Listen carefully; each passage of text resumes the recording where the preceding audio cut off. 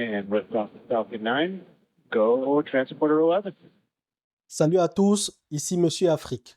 Aujourd'hui, on célèbre une avancée monumentale pour le Sénégal et l'Afrique. Pour la première fois, le Sénégal a placé un satellite en orbite. Ce n'est pas seulement un exploit scientifique, c'est aussi une affirmation forte de la souveraineté technologique du pays. Ce lancement pourrait bien avoir des répercussions géopolitiques majeures pour l'Afrique sur la scène internationale. Alors, restez avec moi pour découvrir ce que cela signifie vraiment pour l'avenir de notre continent. Si vous êtes passionné par les percées technologiques africaines, abonnez-vous à Monsieur Afrique et activez la cloche pour rester connecté aux plus grandes actualités du continent.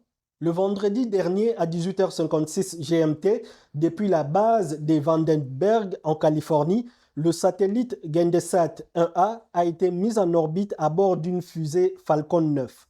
Ce projet représente 5 années de travail acharné de nos ingénieurs sénégalais en collaboration avec le Centre spatial universitaire de Montpellier en France.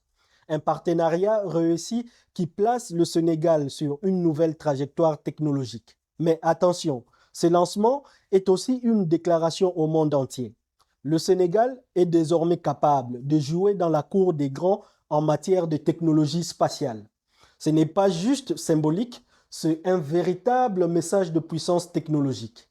Le président sénégalais Bassirou Diomaye Faye l'a dit lui-même. Ce lancement est un grand pas vers la souveraineté technologique du pays. En plaçant un satellite en orbite, le Sénégal affirme son indépendance technologique, ce qui est essentiel dans un monde où la maîtrise des données et des communications devient cruciale pour l'influence mondiale. Et là où ça devient vraiment intéressant, c'est que cette maîtrise technologique pourrait renforcer la position du Sénégal dans les négociations internationales. Ce satellite ouvre la porte à des grandes collaborations avec d'autres nations sur des sujets stratégiques tels que la sécurité des données, l'observation de la Terre et même la défense. Qui aurait cru que nous passerions de la Terre ferme à l'espace en si peu de temps? Le Gendesat 1A, ce n'est pas juste un symbole. Ce satellite va collecter des données stratégiques pour plusieurs agences sénégalaises, notamment pour la gestion des ressources en eau et la sécurité aérienne. Grâce à ces données, le Sénégal pourra mieux prévoir les conditions météorologiques, optimiser ses ressources naturelles et renforcer sa sécurité. Ces informations ne seront pas uniquement précieuses pour l'économie sénégalaise, elles renforceront aussi la sécurité nationale et permettront au pays de contribuer davantage à la gestion régionale et mondiale des ressources. Avec ce lancement, le Sénégal rejoint les rangs des nations africaines engagées dans la course spatiale comme le Nigeria, l'Afrique du Sud ou l'Égypte. Mais ce n'est pas tout.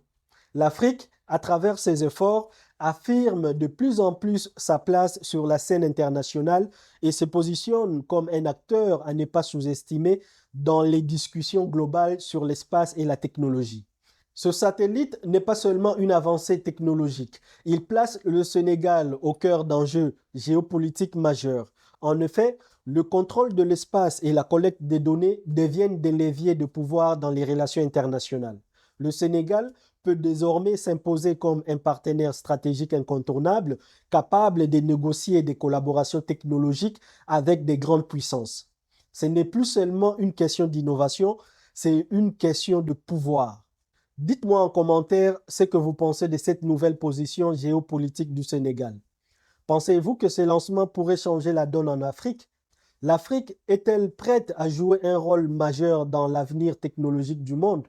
Merci d'avoir regardé et si vous voulez plus de vidéos sur les innovations africaines, abonnez-vous à la chaîne Monsieur Afrique et partagez cette vidéo avec vos amis. À très bientôt.